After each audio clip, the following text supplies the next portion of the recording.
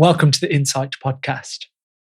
Two guests are joining me on the show today, Dr. Emma Cotterill and Dr. Tara Quinn. Emma and Tara are both experienced psychologists, and together they have written a book, Health Microgains, 50 Small Actions That Will Make a Big Difference to Your Wellbeing. So I talked to Emma and Tara about that overwhelm we can feel with the volume and the range of suggestions for improving well-being that are thrown at us. How their approach to healthy habits is different. The real difference that small habits can make on our health and well-being. The unexpected actions that could help you feel better. What to do on those days when you're not feeling yourself. And much more. Right, before we start, I have a small favour to ask. If you haven't already, please hit the follow button wherever you're tuning into this episode.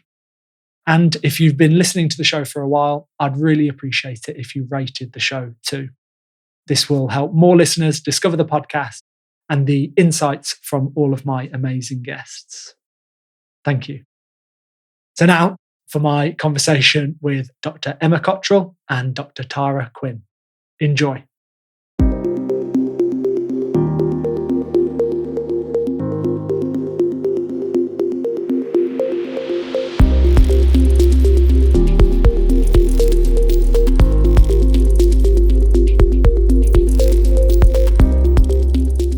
Okay, welcome, Emma and Tara, two guests.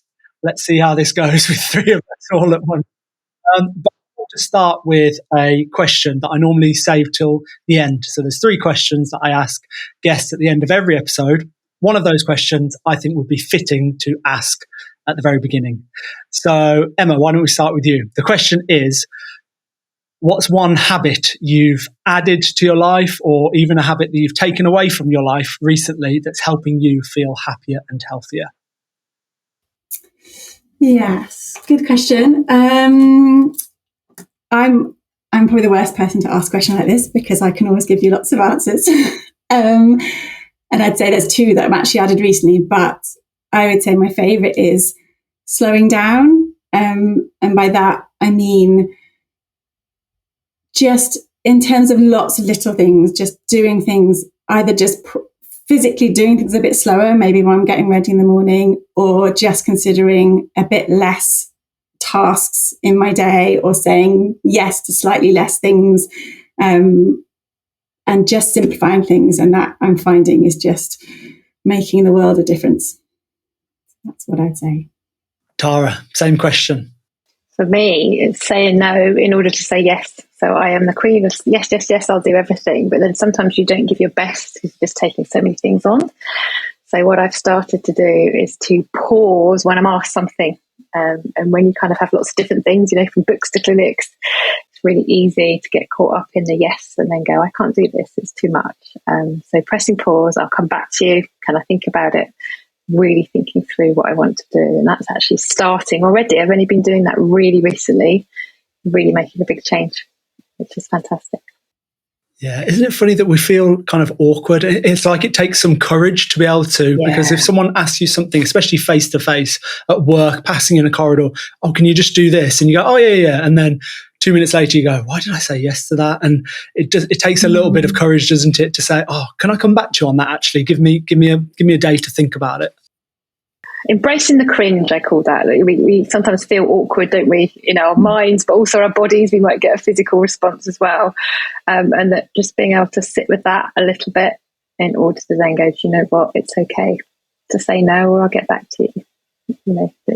You're the one in control, but sometimes we can let other people maybe have a little bit too much control over how we live our lives. Oh, amen to that. Yeah. So habits and the little things we can do that make a difference. Well, this is the focus of your book, isn't it? That you've both written, Mental Health Microgains, 50 Small Actions That Will Make a Big Difference to Your Wellbeing. First question I wanted to ask is, why write this book now? Why write a book about the little actions that we can take to improve well-being? Why write it now? Yeah, and I think, we might have different thoughts around this for myself and Tara, but I think one of the things for me is just that it's wonderful at the moment. There's so much information out there. There's so much about mental health. There's just lots that we can find out about how to look after ourselves. And they're also, we're all living lives that we're so busy. We're so often very overwhelmed. There's just so much going on that what we wanted to do is just look at how do we simplify this? How do we make it really manageable, like breaking this down into these really small steps to look at just really small things you can do every day that when we put them all together are going to make a big difference. So that was a big thing for me. Do you want to add to that, Tara? In terms of me, yeah, totally what Emma said is, we've known each other a really long time, haven't we? So writing together is just amazing. We used to work together in the NHS. We're both parents. We both run our own practices and do other things outside of that. So it's actually good timing for us as well as the public, if that's all right to say as well. Maybe writing a book sometimes makes you reflect on your own life. And one of the things that I find when you're looking at social media in particular, there's a lot of do this, do that. There can be a lot of guilt and shame around if you're not doing things. And sometimes you can even pick up a self-help book and that can feel overwhelming. Where do I start? So the idea with this book is that we're literally stripping things back. So we want people to be able to pick this book up and it doesn't feel overwhelming to just pick a page and start somewhere and keep working on that small thing and then work your way through to other things. So we're basically reducing the overwhelm before people have even started, which I think is really lovely as a concept. I think any kind of personal project like writing a book or social media or hosting a podcast, the point is to find answers to questions that you're asking, aren't they? And if a question is personal to you about, I'm feeling that there's so many different pieces of advice flying at me from all these different directions and I don't know what to choose. And then you go out and solve that problem. I host this podcast because there are certain questions and certain things I want to learn about myself. How do I have a better relationship with my mind and my thoughts? I don't know. I had a dating coach on a couple of weeks ago. That was very personal to me. I got some good advice from her. And so, yeah, we're wanting to answer the questions that we find relevant. And I think that's when you put out something beautiful into the world, isn't it? It's a question that you want answering, excuse me. And then the other thing about it overwhelming, I'm definitely feeling like that. Like there's so many options I could take. When I wake up in the morning, there's 50 different things that I could be doing, should be doing because Huberman's told me to do it. And this other person has told me that I should meditate and then I should do some breath work and I shouldn't have a coffee straight away. And then I should, jump in some cold water, but then I should have a sauna as well. And then I should definitely exercise. It just goes on, doesn't it? Wow, right. Yeah. Of course. But one thing I've been thinking recently is I think of someone like my brother-in-law he works in the police. He's very active. He's very healthy. He's got 3 children, my nieces and nephews. And when I tell him some of these things, that all the stuff that I need to get in the door, get done in the morning, he's like, Sam, what are you on about, man? Just get on with it. And I kind of think, does it pass my brother-in-law's test? Like, would it pass his test of like, what is actual real life? Both of you have just said that you've worked in the NHS, you've got children, you've got your own practices. It's like, what is actually realistic for someone with a busy work, social and family life? Yeah, and I think there's a couple of things with that there's, as we said, that what we want to do with this book is to provide, with these 50 ideas that are really small, so that if you are looking to introduce them, they're small, they're manageable, they're not taking up a lot of your time. That's really important. And there are building blocks to building up to bigger habits. But also, I think the point you're making there that is a really important one, and it's something that I often talk about with the people I work with, is and think about for myself, is that idea of actually exactly that. What's realistic? How much time do you have? Where can you fit things in? Where's what's most important to you? What's going to work for you? And that's really individual to everybody. And so, like Tara was saying, when people pick up the book, we want them to be able to pick it up and go to the chapter that makes sense to them, go to the part that they're where they want to start. And you don't have to do all of them to be doing a good job of looking after yourself, but being able to to be kind and compassionate. Also, there's a whole section on being compassionate yourself. How much time do you have? Like we're both saying, we're busy working parents. I don't have a lot of time, but I can spare 30 seconds to, get ready a little bit slower in the morning, or to play, music on a shower radio when I have my shower. I can do really small things that make a difference, and it's more thinking about that than putting the pressure on yourself. And I think the other thing you mentioned earlier is that sense of, I should do this, I should do this, I should do that. That's, I definitely wanted to take hold of that word and just be able to say, let's just look at, like I say, what's realistic in your life, what's manageable, what's possible, and then apply all this in a really compassionate way, taking all that into account. Don't know if you'd add to that, Tara? Yeah, I was thinking the shoulda, woulda, couldas, as I call them, was a Beverly Knight song, wasn't it? Can dominate us. And what I'm finding more and more now in my daily life, on my feeds, on telly, is it's almost like a chore now to look after yourself, because there's just so much information. And when we're overwhelmed, it's really hard to know, well, what could that look like for me? And what are most human beings doing when they're overwhelmed? They avoid. So sometimes you might end up avoiding thinking about your well-being and your self-care because it just seems too much. So what we're doing is, we're doing the job for you. We're stripping it back and going, why not just start with this tiny thing? So basically, we've stolen a theory, haven't we, from sports psychology, really, called marginal gains theory, and we've brought it across to mental health to see how it sits there. That, this kind of idea that if you make some very small changes in a number of areas, you can actually make quite a large change to your well-being. But there's still manageable things, small little things. As Emma said, just put that music on in the shower, just get ready a little bit slower. You haven't even got to plan that in your diary. And the more you do something, the brain has lovely processes that help us then to make that more automatic, so it'll become more routine. Mm-hmm. Yeah. And perhaps if I just add on as well, I think that, as you were saying, there's all these things like having the ice bath and having the sauna and doing your meditation and going for a run and all the things. And they're all, of course, all really, really important. But as we're saying, when you take that pressure off yourself about how it has to look and be able to, combine the slowing down that we're talking about and think about realistically, what time do you have? What does that look like for you when you put those different things into your day? And there's a bit of experimentation there to see what works. And you don't have to put them all in at once. You can absolutely spread those out and think about what that looks like and how that works. I think that's really important. And like I say, the minute we put on the pressure of, oh my God, if I don't do that, I'm going to be not okay or not taking care of myself, then, we're adding stress into the system. So we want to take that pressure off. Yeah. Isn't that even better if we do just focus on one thing at a time? Wouldn't that be a more, not just realistic, but effective approach to go, well, I'm going to introduce this and try it. And you might try it for 2 weeks or a month and go, actually, this isn't working, so I'm going to try something else. But at least you've given it a go. Yeah. And that's the important thing. This isn't about, I need to find something and that's got to be my thing, because that again is kind of pressure. That it's okay to try stuff and see what works for you and make it fit for you. I always love that kind of idea that, find your footprint. So we've all got feet and toes, most of us, but our footprint is going to look different in the sand to the person next to us. So mine, yours, Emma's. It's finding the fit. And that's half the fun as well. But it also takes the pressure off. Well, I'll try this for a little bit, see. And you can mix it around. What works for me this year might need to be different next year with the demands on me as well. So the lovely thing about this book, and that's why there's 50 things, is it's always going to be there with you. So you can go with your journey. So whatever life is throwing at you, you may need to revise your toolkit of what you're using. So different chapter, different thing, bring it on. Yeah. And you've both mentioned kind of that pressure, the overwhelm that we feel.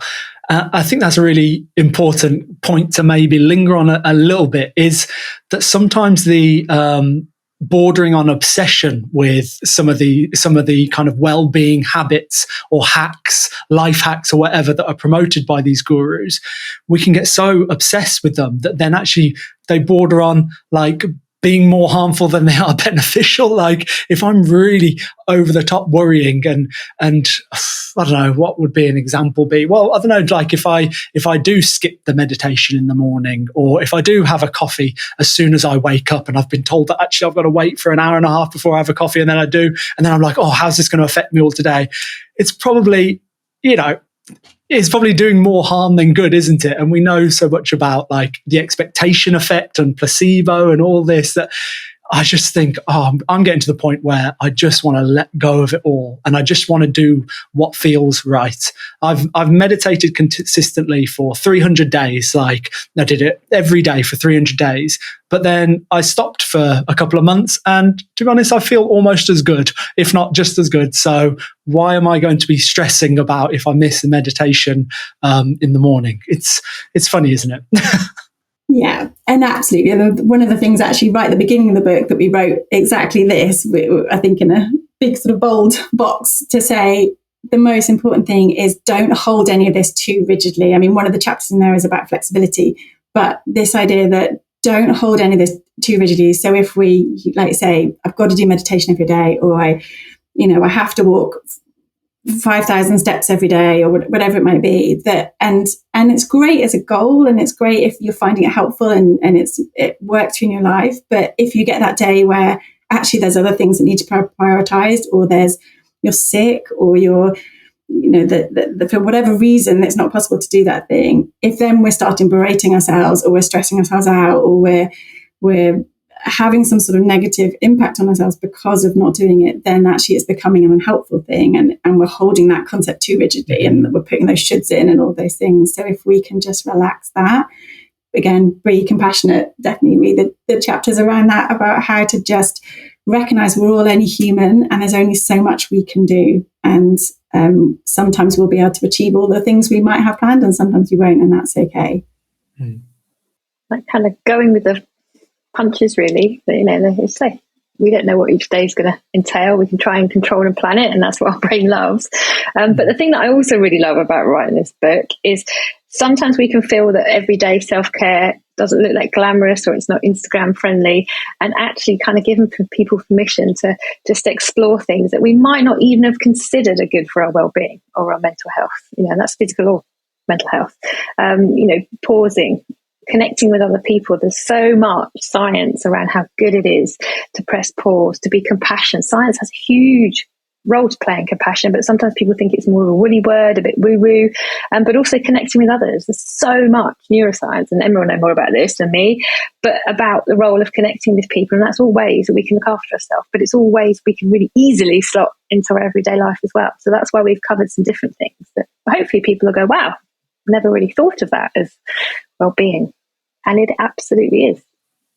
Oh, interesting. Well, maybe we can... And that's even... Go on, Emma. Go on.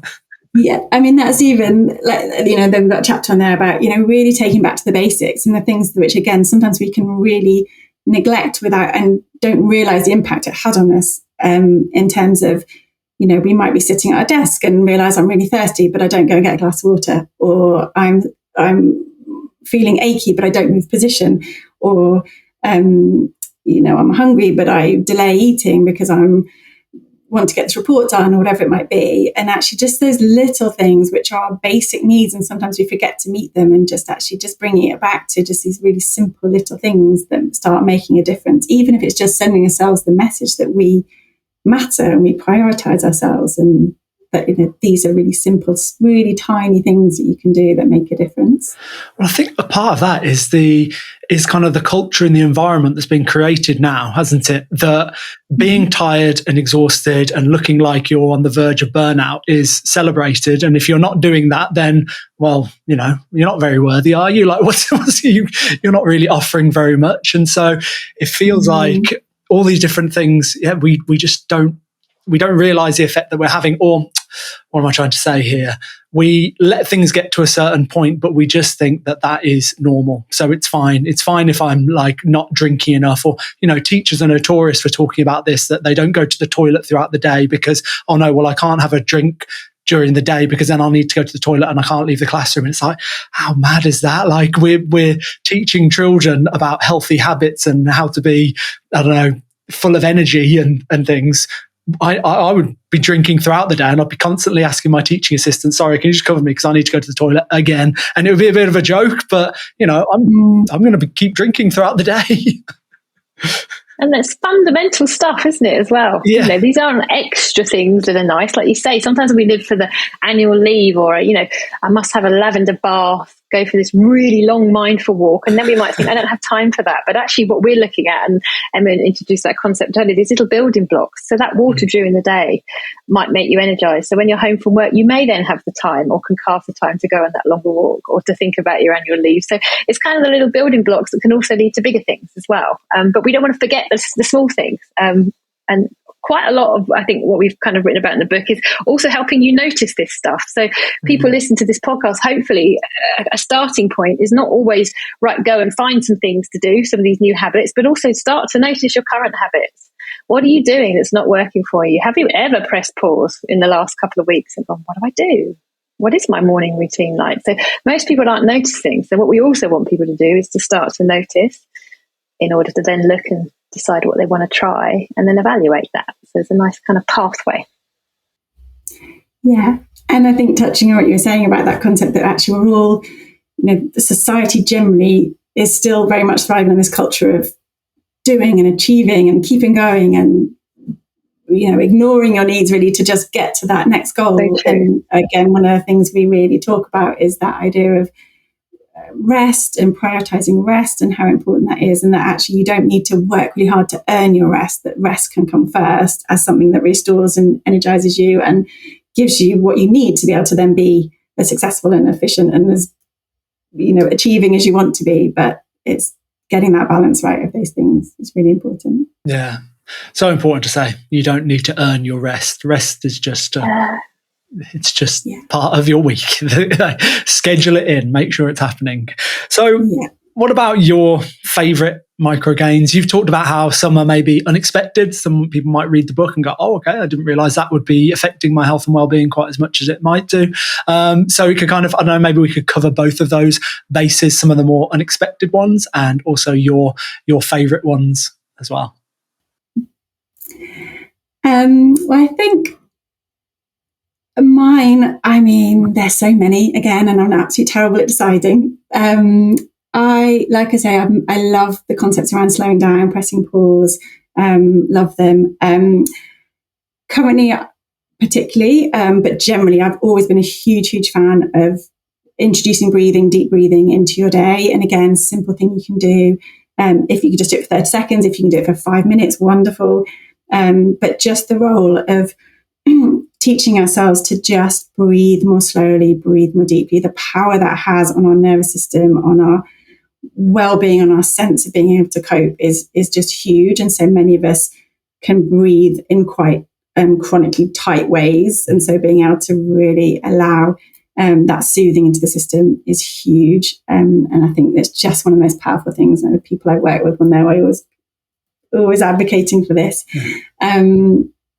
I think for me, one of the ones that I'm actually, again, still really learning how to use is actually the very last one in our book, which is about cultivating a positive mindset. And that, for me, I'm aware that I may have a tendency to not do that. And that isn't, I'm also very conscious about when we explain it in the book, but that it's not about, these concepts of just making a bad situation positive, or this kind of the toxic positivity phrase that's used, but it's about being aware of the mindset we apply to something, and knowing that there are a range of ways we can look at a situation, and finding a way to a way to perceive something in a more positive light, or a more motivating light, or a more hopeful light, or finding something that helps us move forward is really helpful. And that's something I'm still learning how to do, and I find it really helpful. Yeah, it's something that came up with a past guest, Luke Evans, and he's a mental fitness coach, and he was talking about optimism is a choice. And that might sound, some people might hear that and go, oh, come on, like if you're going through something really awful, tragic, you can't necessarily say to someone, well, optimism is a choice. Just choose to be more positive. No.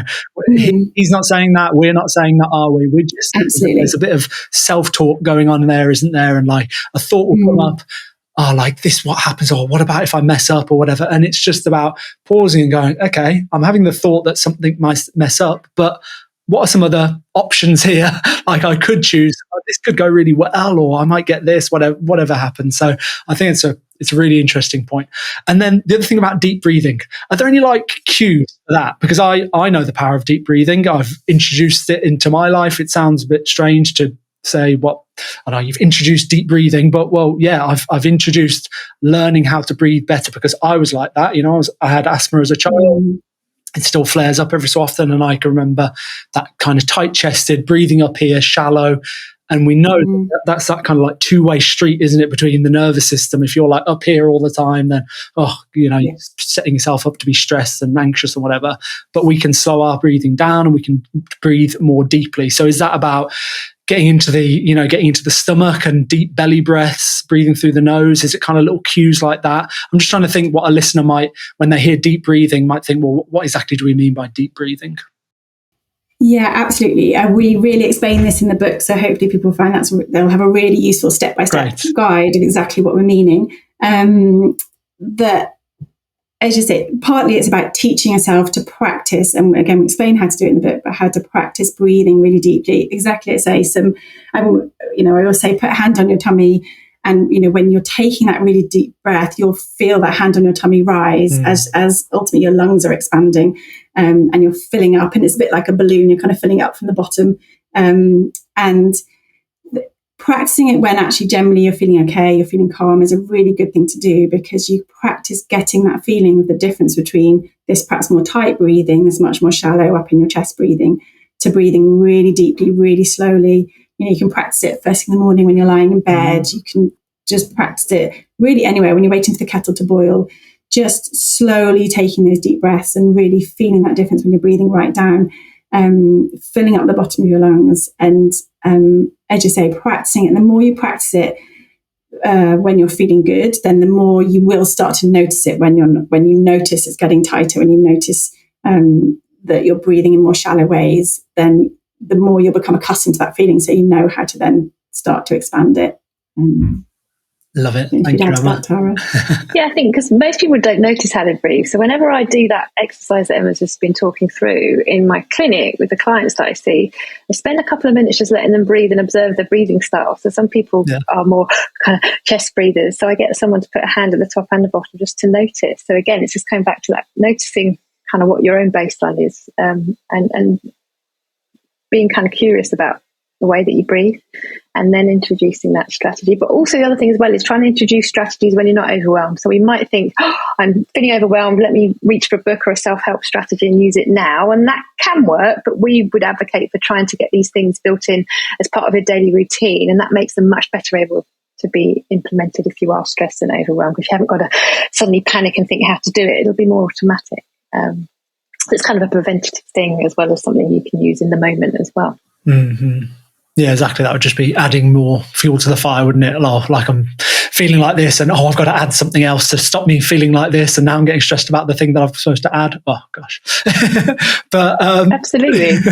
What about it's a circle, isn't it? Really, exactly, a cycle. But are there any others that are your favourites, Tara, that you might want to? For me, the number one, it's the dance, and literally dance like no one's watching. You see that as that one of the things that's really changed in my life over the last year is my relationship with exercise. So I used to get really stuck in this kind of loop that exercise has to be a formal thing. I have to go to a formal class, gym, and I've realised I don't like exercising with other people, which has taken me 40 odd years to realise that. So doing things at home. So for me, that particular microgain around just dancing around your kitchen, I do it much more now. It's almost like it's in the book, so it's given me permission to dance to really, really, really cheesy music. So it's not only is it just moving my body, but I do it all the time at different points during the day, whether there's people home or not. I don't mind who sees me now. But also it's just a really good way of just getting grounded in that moment. I'm listening to the words, the melody. I have different playlists that I'll just choose depending on the day, and it's so simple, but also it's really good because it's cardio as well, so you're tapping into all sorts of things there as well. And just the work that we've done around connecting with others, I'm all about that. But actually, taking that time to say hello to someone, to check in with someone, whether it's in a community or online, whatever that looks like, I really notice that that's good for my well-being as well. Yeah, the music's a funny one, because not a funny one, but it's an interesting one, because the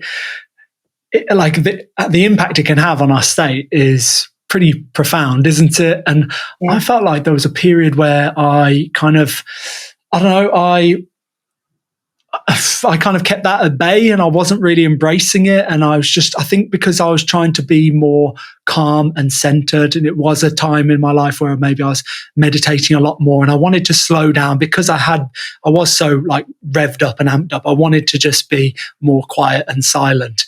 And then you suddenly realize that, I don't know, like you said, like dancing around in the kitchen, and I'll put on something like a band like Idols or Foals or someone it's heavy guitar music and just really sing at the top of your lungs to it. And like, it makes you feel good. And now sometimes when I'm feeling in a bit of a lull and low energy, that's one of the things I do now is put some music on and kind of, or even get my guitar out and play along. And I don't know, it brings you up, doesn't it? It brings your energy up for sure. Yeah, absolutely. Yeah. I mean, we were, again, we kind of write about that idea that music is it lifts you so much, like dancing, amazing. Absolutely. I'm absolutely on board with that with Tara. But music generally, and we can match it to our moods sometimes. And sometimes we can listen to things which actually really help us express our emotions because it matches if we're angry, if we're sad. But also exactly that. It can make things fun. It can make things silly. It can really lift your mood up. And, that the power of just putting on a song that you love and making that happen is amazing. So being able to do that is really important. And do you know the other thing I've observed as well? So I didn't realise this until you start to write something down, and that's one of the microgains, isn't it? Sometimes when you have stuff in your head and you start to write it down, you notice so much more. Is that actually sometimes if you're a little bit dysregulated, so you might be, as you say, that expression you use, kind of wound up. Actually, music's not just great for lifting mood, but it can actually be a really good regulator. So we might think we don't want really loud music or to be moving around if we're a little bit stressed, but actually it can be really grounding. So I also use it, especially when you come home and you might notice that I've got to do this, that, where do I start? And you might almost have a little bit of like decision paralysis. That's when I also put music on as well. So I kind of have some grounding. I move my body. It's purposeful movement. It might be cheesy movement, but it's still purposeful. And that's then sometimes my kind of little anchor point to make me go, right, what do I need to do next? Rather than just coming in the house and whirlwinding. So I personally also use it to kind of regulate and help me make better decisions as well. But so what is the playlist for regulating yourself though? Is it calm to get gosh, I don't say. Honestly. But do you know what I mean? Is it calm or is it like high energy as well? It's high energy stuff, okay. Yeah. So yeah, it's cheesy 1970s. Let's not even go there. Tavares type stuff. All my time, I'm afraid. Yeah, a bit of 70s disco is one of the best things ever. So yeah, if you haven't tried it, go try it. Interesting. And yeah, like as you were saying about how either side of the spectrum it can help. And I know that when I do some more, maybe a practice in the morning, like some breath work or meditation, when I add music to that, it kind of like it 10x's it, like it makes it feel even better. Like I've got some great breath work playlists on my Spotify now, and putting those on and kind of lying down and taking some deep breaths, I think it can just really take you to another place that you wouldn't go just in silence. So it's interesting. And do you know that other little thing that so much of our life is governed by what other people think? That's kind of part of our threat mode, isn't it? The herd, do what everyone else, don't want to be judged. If you put music on and you are just doing you and moving your body in whatever way, it's really liberating as well, to just not be governed by what other people think and your kind of views of yourself. Just let go, do whatever movement comes. That literally doesn't matter. Dance like no one's watching, I just think is one of the most liberating things that we can do. So try it and see. See if it fits your person. There we go. Number one microgain. Dance like no one's watching. Yeah. I'm not going to demonstrate that. Oh man, that would have been a really good clip to put on Instagram. Down. No one wants that. So, I guess we've kind of talked about another thing that I wanted to mention, but maybe it's worth coming back to. In that I mean, before we got on, we talked about how I've got a competition tomorrow. I train pretty hard, I enter competitions. I eat pretty well most of the time. I do meditate, do breath work. I spend time with friends and family. I feel like I'm doing lots of the things that I should be doing to look after my well-being. But there are still, of course, days, even weeks where I don't feel myself. I feel low. I feel like I haven't got as much energy. And And I find that really frustrating because I'm kind of, the way I'm talking to myself is, you shouldn't be feeling like this, Sam, because you do all the things to keep yourself grounded and healthy. Like, how, there's no way that you should be feeling like this. So what, from your point of view, what is the way that I should talk to myself in those instances? And should I be picking up well, I think I know your answer to this. Should I pick up another self-help book and find another habit to add to my routine? I'm guessing you would say no, but what is it? Pick up this one. That would help, right? Of course. I should dance like no one's watching more often, maybe. Yes. Yeah. So, I mean, I'd say to that, I mean, like I say, I don't think you need to add any more in. I think what it brings me to mind is one of the things we talk about in the book, which is this idea that, that we're all only human, and that we're all going to have days when we're not going to feel 100%. We're going to have days when we feel sad, or we feel worried, or we feel, like you say, low energy. And there'll be lots of sorts of different reasons for that. And obviously, understanding what affects you and what means there might be those lower days is helpful. But just that compassion again, that acceptance that we are only human, we are going to have those days. And that the answer, like I say, isn't necessarily to put another thing in, or to do another thing, or to work harder to be okay.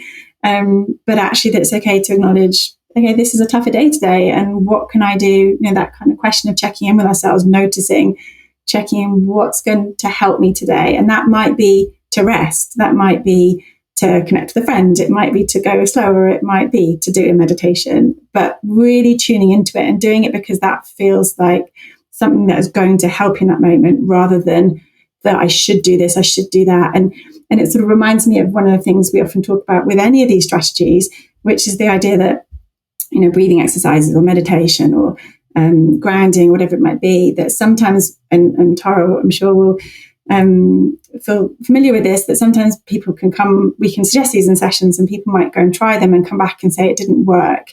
And that's often the idea that we're expecting it to make us feel wonderful. And it's not that these things make us feel wonderful. It means that they give us the tools to help us take care of ourselves, to help us be compassionate to ourselves, to help us cope in a difficult situation. But it doesn't necessarily make a sad feeling go away, or it doesn't necessarily make a bad day suddenly feel okay, but it gives us the tools to help ourselves through it. Tara and I, obviously, that we're both psychologists, we have lots of tools at our fingertips. It's amazing, but we still have really tough times. I have tough times. I have challenges. I have to explore ways to look after myself in different ways, and that's understandable because I'm only human too. Right, in this book, we wrote this book together, but remotely, because we don't live together, although that would be cool. But, there are times when we have to go, I've got this at the moment or that, so this chapter is altered, or that timing. I think it's lovely because psychologists, mental health professionals, they're talking more about this online, which I love, that we're also humans. And the thing I really loved as well is that if you follow the work of Russ Harris, which we reference a lot in the book, who's kind of the guru of ACT, is this idea that we can get caught in this kind of trap of have to be happy all the time. So the minute we notice something a little bit wobbly or off, we can go into fix-it mode. So part of this book and the slowing down that Emma's talked about is being able to notice when we're going in a fix-it mode. I must be happy, I must be this, I'm not doing everything right if I'm having these wobbly days, but wobbly days are part of it. And kind of wobbly mental health, we sometimes have days, life's thrown some stuff, or we might just wake up. I have days I just wake up and randomly it's a wobbly day. I can't really pinpoint what it is, but that's okay. And just noticing that urge to go fix. The meditation is not working, the exercise isn't working because I'm not happy, and kind of just stepping back. But it's hard because our brain wants to go, no, just fix it, because that's the easiest thing that makes everything feel better, yeah? So just catch that. And I think that's probably one of the big things people can take away from this podcast, is that we don't have to be in this pursuit of happiness all the time or perfection. I'm imperfect and I'm embracing that. It's okay, right? Absolutely. Yeah.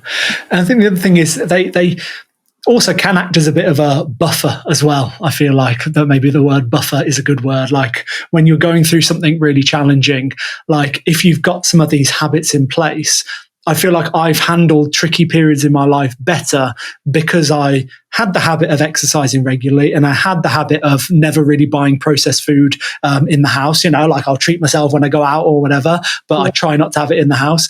So that's one habit. And like other little things that were just there that maybe made me, enabled me to cope better with tough times. Yes. I sometimes think, how might I handled some of the situations that I've been in if I wasn't exercising and I wasn't eating healthy and I had all these other things to kind of deal with as well.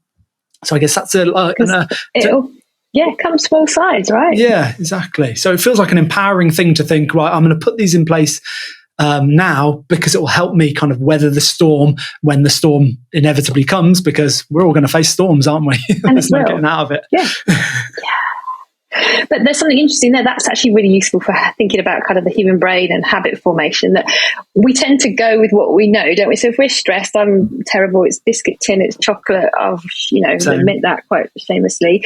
But if you're starting to build in those healthy habits every day of what you have in your cupboards, then you're also giving yourself a bit of a break, because then you're less able to go reach for those things, which is leaping back to what Emma said about just being compassionate with yourself. So, with the idea of microgains, is we can start to make little changes now that hopefully can also help us if we're having more of a crisis or a wobbly day, but also just in our everyday as well. Nice one. So kind of linked to that maybe is when I think about microgains and little habits that I can add, I think, maybe there are some that are more suitable for the short term and suitable for the long term. Like there might be something that I can try, in the moment when I'm feeling either wound up or stressed, or maybe I've got to stand up in front of people and deliver some training, or maybe on the start line of a race or something like that, and I'm feeling like I'm getting a bit overwhelmed. So there must be habits that are quick and easy and can maybe have an effect almost instantly, and others where you're thinking, I know this is a small thing, but like you said, this is a building block that I can put in place now, and maybe I'll see the effects of it in 6 months, and that'll be great, and I want to do that because I've zoomed out and I know that this is something that I want to change about my lifestyle, because I know the effect that it'll have in X amount of weeks, months, years. So are there any that come to mind when I say that? Come to mind like a small habit that is an instant impact habit, or another small habit that is more of a slow burner, should we say?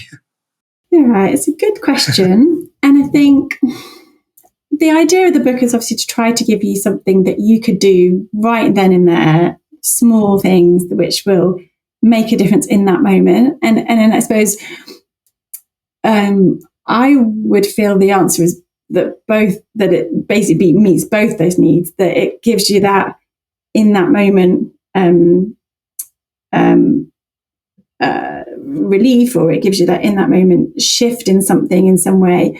But actually it also provides, if you continue to do that, or if you, or it has a ripple effect, which means it also has a longer term impact as well. So when we do deep breathing in that one moment, or we go and get that glass of water when we're thirsty, it gives us an instant shift in something in our body. But also if I'm doing that then regularly, or like Tara was saying earlier, like you have that glass of water when you're thirsty, it means you don't get the end of the day and your body isn't dehydrated and you don't have a headache, and then you can go for your run because you've got the energy to do it. And so there's longer term, I know that's just a day in terms of longer term, but also it has those longer impacts. So I think in that sense, the idea is that it's something that will make a difference, even if it's a teeny tiny difference. And that's the idea, that these are really small things. You might not necessarily say, it's going to suddenly make me feel like the world is happy and everything's wonderful. But it makes that little difference and those little ripple effects. I'm a big fan of this idea of that, you get yourself ready in the morning and you put your moisturizer on slowly, and it just gives you that sense of actually, I matter enough to do that, to do that in this really soothing way. And then I have my glass of water, or I take a moment to do a couple of deep breaths before I start my work, or whatever it might be, or to stretch because my body's feeling a bit achy. And actually what it's doing in a really small way is constantly sending this message that you matter, that you can take care of yourself, that you deserve those little moments, and all of those at the end of the day are going to build up to a feeling that you're going to have that is feeling better about yourself, feeling like you're thriving more, and you won't necessarily be able to pin it to any of one of those individual things, but they will all have made a difference. So I think it's just the combination of the thing you do in the moment and the fact if you continue doing it, it will have a long-term impact. But none of them are designed to only have a long-term impact, only to matter 6 months down the line. I think all of them, we would hope, will make a difference today. Would that be fair, Tara? Yeah, absolutely. Because we cover things like movement and sleep, your relationship with alcohol and caffeine. So those are all things you can do in the moment. So like today, do I want to go and have another coffee now, or shall I be a little bit more aware and no, I'm going to go for a glass of water? But actually longer term, we are kind of evaluating relationship with alcohol or caffeine can be really beneficial as well. So it's that, we don't want this to be, a lot of self-help stuff is really quick fix stuff, but what we know from research is that stuff doesn't work in the long term. So this is the core shift book, but it's also stuff you can notice right now. And I think that's quite a rare combination, and that's what we're hoping that people will really like.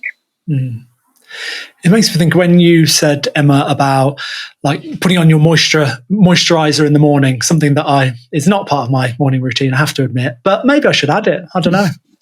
Can be now, yeah. Exactly. I need to look at some recommendations for men's moisturizer. But anyway, that's another topic. You do that because you are, you're telling yourself that you are worth something and you're worth looking after. And I think food is an interesting one with looking at it through that frame of mind, isn't it? Because it's like the message that we're sold is treat yourself and have this like quick processed takeaway or whatever it is, because you deserve it, because you deserve to like save some time, not have to cook, not have to wash up, like don't worry about it. So I have this cheap option. Whereas actually we can look through it the lens of actually I'm worth more than that, aren't I? I'm thinking about my long-term health. And so no, that might kind of be an easy fix now, but in the long term, the better option is probably that, it takes a little bit more effort, but let's get out the chopping board and let's make something from scratch, because that will leave me feeling much better as well. I mean, I'll have a takeaway, like I'll be all excited about it. It'll arrive, great. I'll take one mouthful too. And then almost instantly I'm like, oh, I just don't feel good now. And you're like, oh man, why did I do it to myself? Of course, I enjoy the odd treat and all those things, but it's an interesting mind frame to have, isn't it, with around food. That's a really good example, actually, of what Emma was just saying then, that nothing in the book is just about long-term or short-term, that it's about both. So even when we look at cooking, we might think that the end result is the thing, right? It's the nutrition, maybe how it looks in the plate, but the process. Yeah. So one of the things, it's a little secret, when my kids were younger, sometimes I would just chop an onion or a potato to have a mindful 5 minutes, and wouldn't even necessarily need that for that meal, but it just signaled to other people that mum is chopping, it's a tangible thing, I'm doing this, right?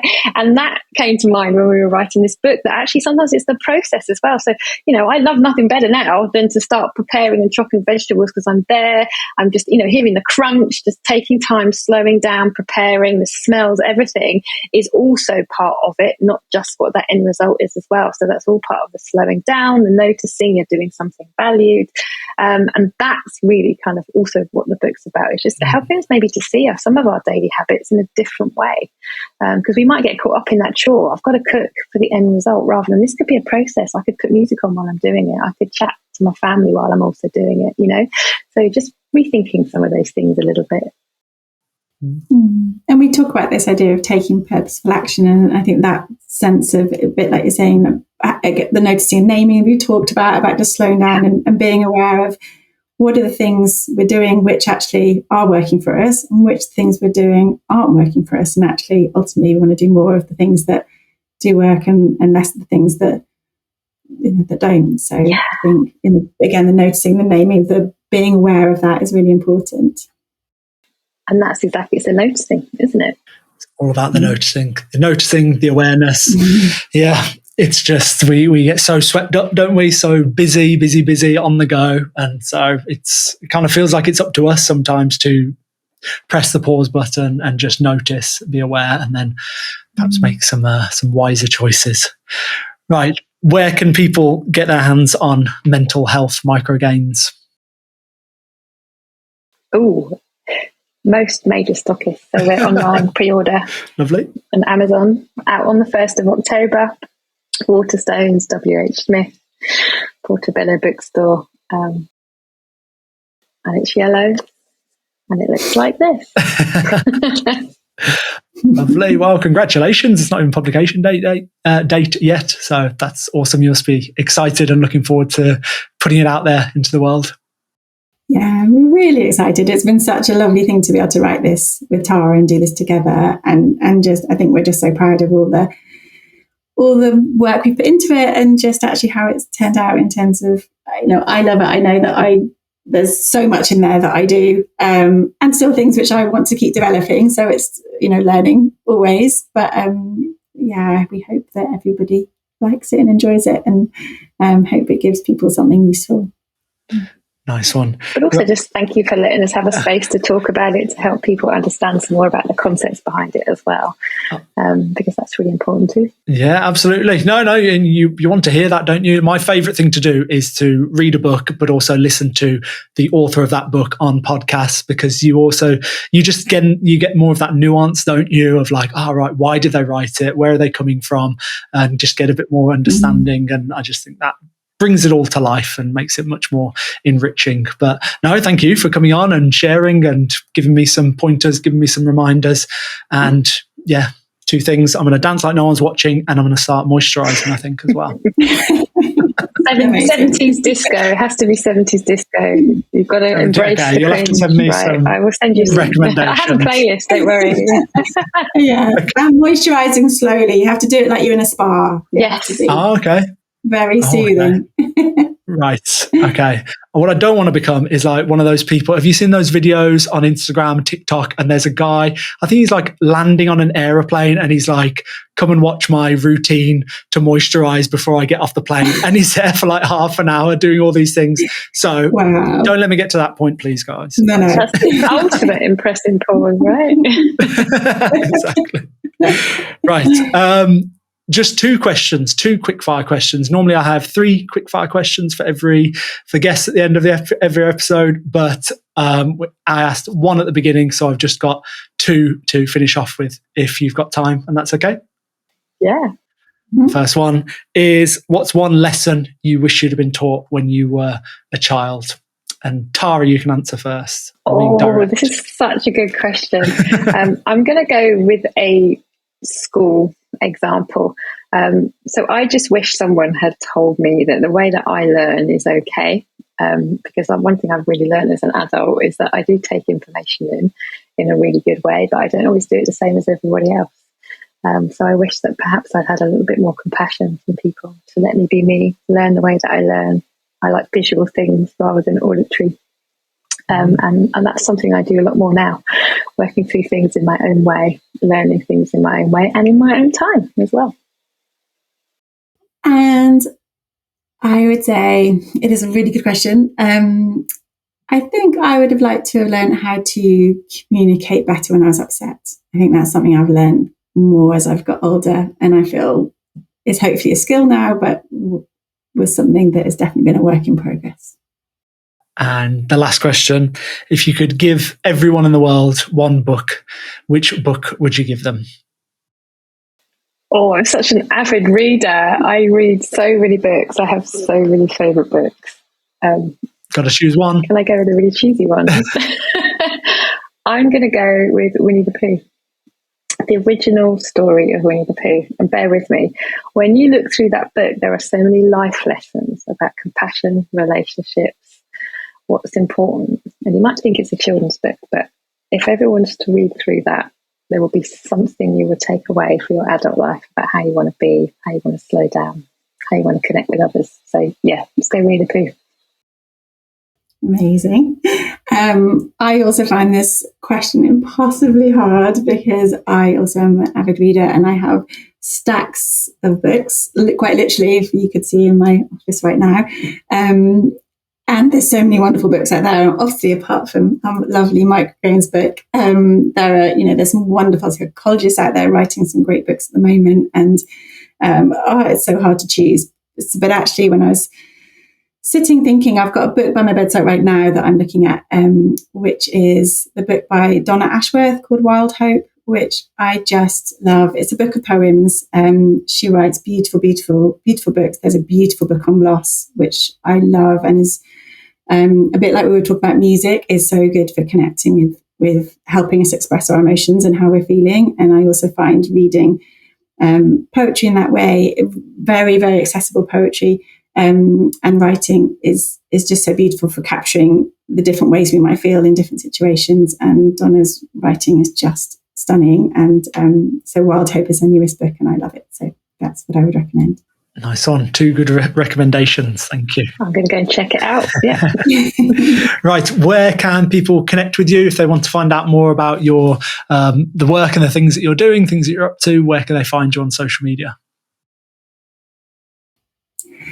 So you could find me on Instagram at Empower Psychology, and my website as well, Empower Psychology. And yes, sorry, I lost my train of thought there. Yes, that's where you can find me. Lovely. And I am drtara.co.uk. So I'm a one-stop shop now. So all my social media links are just on the homepage because I always forget what they are. But I'm on Insta, LinkedIn, Twitter, Facebook.